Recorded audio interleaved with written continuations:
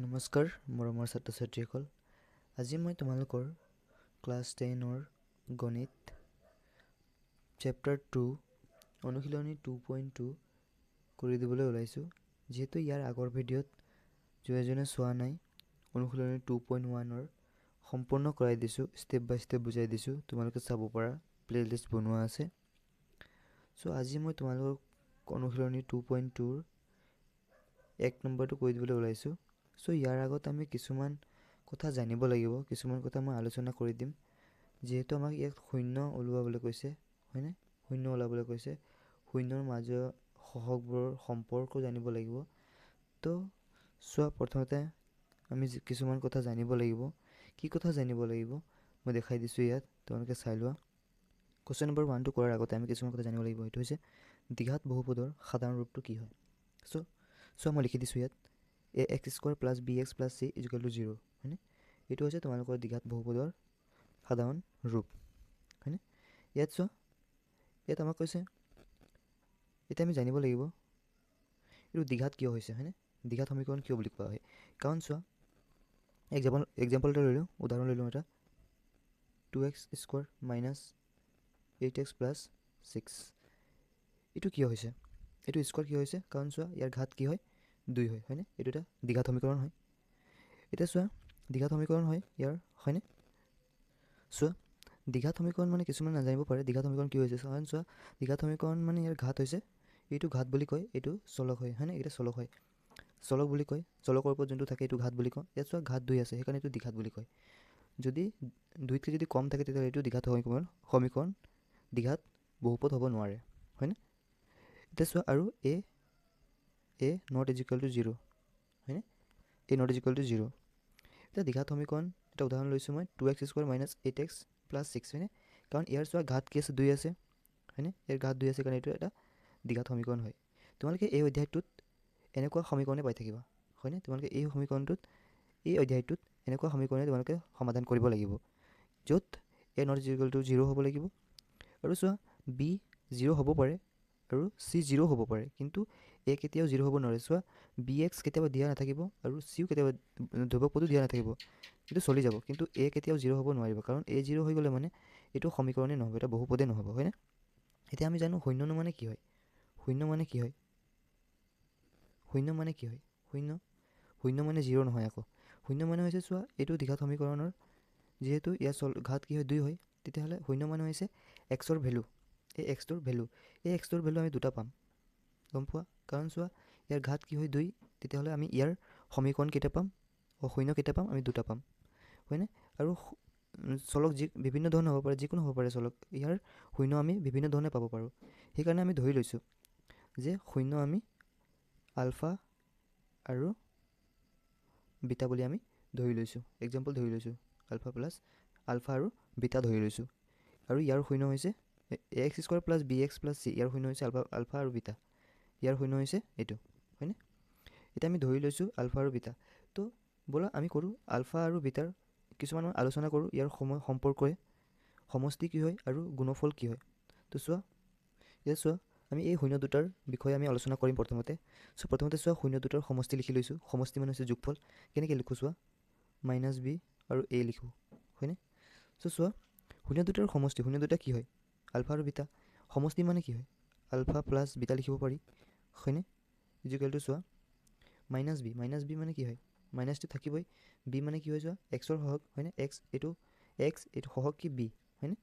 ইয়াত এক্সৰ সহগ কি 8। সেইধৰণে আমি লিখিব পাৰোঁ যে এক্সৰ সহগ কি হয়, b।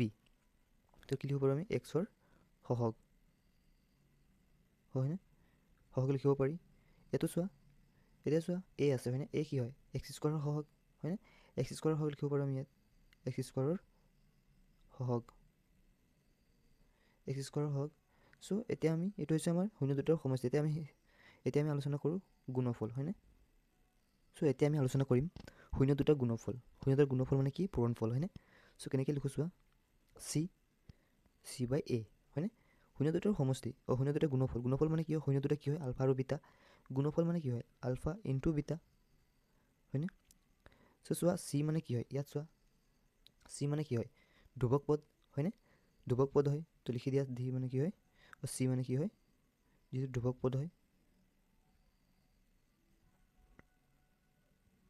ধ্ৰুৱক পদ হয় হয়নে? আৰু এই মানে কি হয়, এক্স স্কোৱাৰ সহগ হয়নে? এক্স স্কোৱাৰ সহগ, এক্স স্কোৱাৰ সহগ। চ' এইটো তোমালোকে চবেই মনত থৈ ৰাখি দিবা হয়নে? আমি এইকেইটাৰ ওপৰতে এতিয়া আমি আলোচনা কৰিম 1 নম্বৰ কুৱেশ্যনখিনি হয়নে? এইকেইটা আমাক লাগিব, এই সম্পৰ্কখিনি আমাক বহুত গুৰুত্বপূৰ্ণ হয়, এইবিলাক আমাক এতিয়া লাগিব হয়নে? ব'লা কুৱেশ্যন নম্বৰ 1টো আমি আলোচনা কৰিম এতিয়া। চ' কুৱেশ্যন নম্বৰ 1টো চোৱা কি কৈছে আমাক, তলৰ দ্বিঘাত বহুপদবোৰৰ শূন্য ওলোৱা হয়নে? শূন্য ওলাবলৈ কৈছে, আমি শূন্য গম পাওঁ, আলফা আৰু বিটা ওলাবলৈ কৈছে। যেতিয়া দ্বিঘাত হয় এই শূন্য দুটা হ'ব হয়নে? মানে এক্সৰ ভেলু দুটা হ'ব হয়নে? আৰু শূন্যবোৰ আৰু সহগবোৰৰ মাজৰ সম্পৰ্ক সত্যাপন কৰা, সত্যাপন কৰিব কৈছে হয়নে? 1 নম্বৰটো কি কৈছে আমাক, 1 নম্বৰটো কৈছে x square minus 2x minus 8 হয়নে? চোৱা কেনেকৈ চল্ভ কৰিবা, এইটো মই চল্ভ কৰি দেখাই দিছোঁ ইয়াত চোৱা এইটো কেনেকৈ সমাধান কৰিবা। চোৱা এইটো কোনটো পদ্ধতি মতে কৰিবা তোমালোকে, এইটো তোমালোকে মধ্য বিভাজন কৰিবা, মধ্য বিভাজন পদ্ধতি মতে কৰিবা। আমি অকল এইটোৱে ভাঙিব লাগে। এতিয়া চোৱা প্ৰথম ইয়াত এক্সৰ সহগ 1 এটা আছে বুলি ভাবি ল'বা হয়নে? একো নাই, এক এটা আছে বুলি ভাবি ল'বা। এতিয়া এই 1টো আৰু 8টো পূৰণ কৰি দিবা, কিমান হ'ব, 1 8 গুণ 8 হয়, মানে চোৱা পূৰণ কৰিলে 8 হ'ব লাগিব হয়নে? পূৰণ কৰিলে 8 হ'ব লাগিব। আৰু ইয়াত চোৱা কি চিন আছে, মাইনাছ চিন আছে, মাইনাছ কৰিলে আমি 2 পাব লাগিব, -2 পাব লাগিব হয়নে? এতিয়া ভাঙি চাওঁ আমি ইয়াক কি ভাঙিব পাৰোঁ, 8 1 8 গুণ 8 হয়, 1 8 গুণ 8, এতিয়া চোৱা পূৰণ কৰিলে 8 পাইছোঁ হয়নে? এতিয়া চোৱা মাইনাছ কৰিলে কি হ'ব লাগিব, আমাৰ 2 হ'ব লাগিব। তো চোৱা মাইনাছ কৰি চোৱা 7 হৈছে, এতিয়া 2 পোৱা নাই আমি, এইটো নহ'ব হয়নে? 2 আৰু 4, 2 4 গুণ 8 হয়নে? 2 4 গুণ 8 আৰু মাইনাছ কৰি চোৱা 2 পাইছোঁ, তেতিয়াহ'লে কি হ'ব, এই দুটা হ'ব হয়নে?